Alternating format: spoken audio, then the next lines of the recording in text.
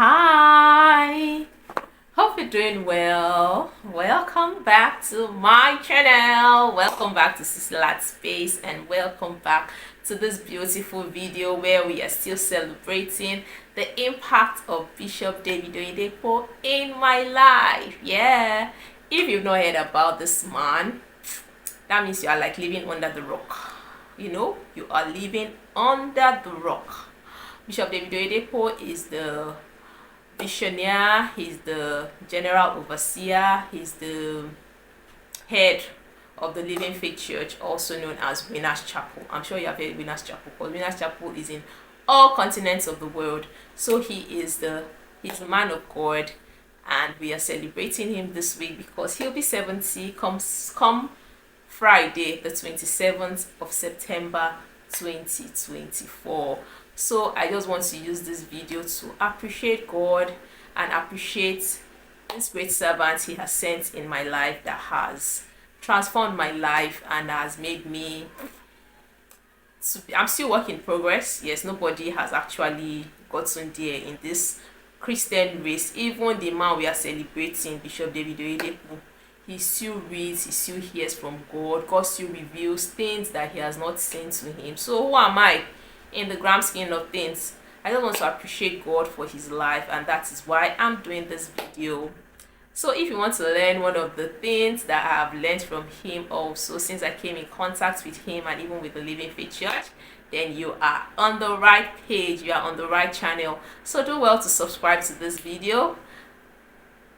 Do well to subscribe to my channel, like this video, share, comment, and do all those good stuff. And let's jump right into this video. Yeah. So as I said in my previous video that my family and I came in contact with Bishop David Oyedepo in the year year 2000. No, let's say 2000. Yeah, year 2000 or 2001. Yeah. So yeah, 2000 or 2001, yeah, that was when we came in contact with him and even with the commission, and that was when we became like full members of the commission. So what I'm going to share to you today is my what is it, encounter I'll call it, or like the steps I took when I was in school, my final year to be precise, my final year, my final paper. That's what I want to discuss with you today. So if you don't know, I attended Covenant University, and we were the first set of Covenant University. As they call us, we were like the experiment babies of the school. So I got into school in year 2002 and I finished 2006.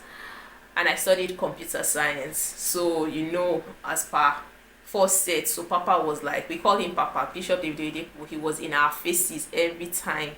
He was in our face every time, but I'm not talking to you about him being in our face, but like the words that he spoke that like transformed me and that made me to graduate with my mates. Let me put it like that. Yes. So I studied computer science, and like in my final semester, we had a course. It was called bioinformatics. I will not forget the name of that course. I cannot forget it. The man that taught us, okay, is he a professor now? I can't even remember what he did. When we were in school, he was a doctor, so his communication skills were one kind, sha. So the man knows his onions, but communication was just the challenge. So we normally have tutorials, back-to-back tutorials on the course. So if you don't understand something, some people in class will understand. So we had like our class rep, she used to take us in tutorials in this course. So it was our last paper. I can remember very, very well. It was our last paper in school. So after that paper, we did like a Thanksgiving service for my classmates. We did a Thanksgiving service and we called it a day. So prior to that paper, we had tutorials that the day before, and this our course rep, she used to receive from God, as in God used to show her like the questions that would come out and everything. So she had even told us. So everybody used to go to her and tell her, has God shown you the question? She shall disclose, that one is secret to you. but she took us tutorials and told us, like, the first two things she taught us. She told us that we should take note of these things, that these things will come out. And me, I'm not good at cramming. It was like last minute. I'm not good at cramming. I have to read. At least I will assimilate it, then I will now put it in my own words when I get into the exam. And it was short. People were doing TDB till daybreak. People did not sleep. Even my next door neighbor, my friend, she did not sleep all through the night. Me, I read to some extent though, and me, I slept. Guys, guess what? Guess what now happened when we got to the exam hall? Those two questions I said I would take note of, they were the compulsory questions in that exam. And I don't think I wrote up to 5 lines in that paper. I'd already said automatically that this automatic carryover, that there's nothing anybody can do about it, that is automatic carryover. So I was worried, my heart was heavy, but I did not cry. I did not cry. I see a fun big girl in front of my colleagues. I did not cry. I said, how was the exam? It was fine. Now, Eric, you say it's fine. You cannot say it was bad. It was fine. But me, I knew what I wrote though, that it was not fine. But I remembered what Bishop said. God bless this man. So we normally have chapel services. He does not come all the time, but once he comes, of course, he shares his nuggets and all that. So he shared with us that when he was in school, that he wrote an exam, and he knew that what he wrote though was nonsense, that if the paper comes out, that there's no how that you fail the paper. But he remembered that God has a pen. That God gave Moses the 10 commandments on the Mount Sinai, and on the tablet there were handwritings. So how did the writings come on those tablets? He said that means God has a pen, that God wrote those commandments for Moses on that mountain, and he gave it to him to read to the children of Israel. And that thing just came upon me and said, yes, God has a pen.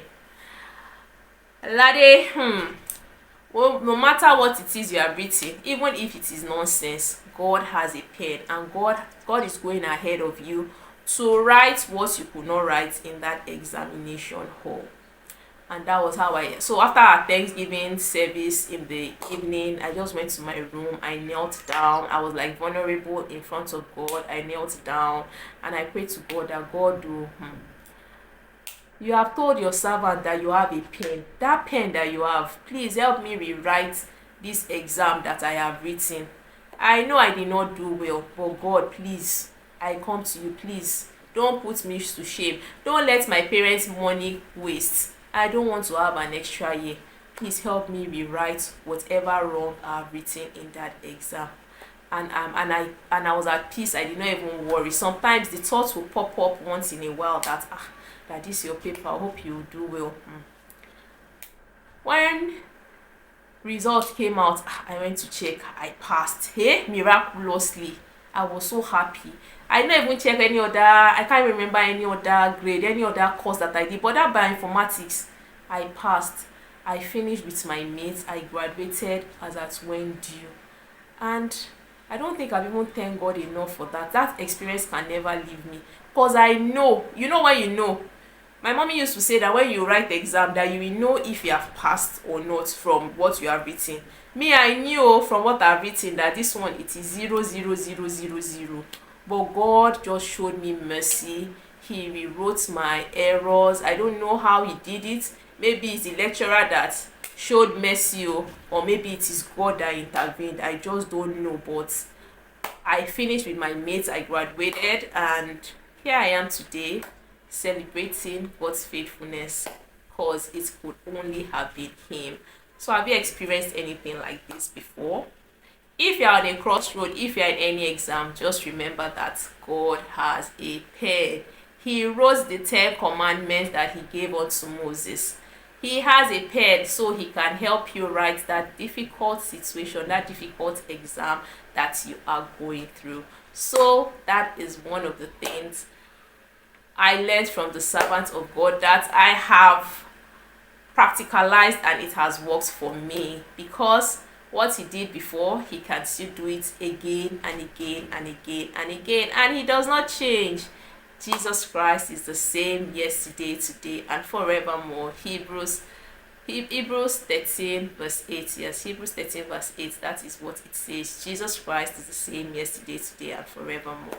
So I'm using this medium once again to appreciate God in the life of his servant, because I'm just so elated. There are so many things that God has taught me through this man.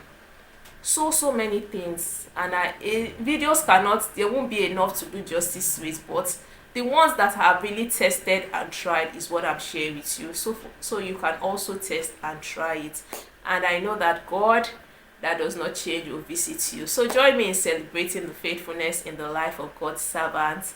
It's a week long celebration, but Friday is the grand finale, because we are going to dance, we are going to praise God for his faithfulness in the life of his servant in the past 70 years. I hope you learned one or two from this video. Share your thoughts with me in the comment section. Let's interact in the comment section, and I'll see you in my next video. Remain forever blessed and enjoy your day. Bye.